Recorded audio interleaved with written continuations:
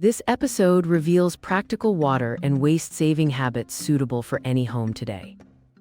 Install faucet aerators, fix drips within 24 hours, and set up a 60 to 100 liter rain barrel to supply outdoor plants.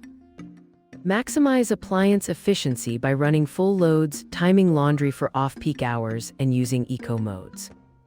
Unplug idle chargers, switch to LEDs, and keep the fridge at an optimal temperature without overfilling. These small changes compound into meaningful savings without sacrificing comfort.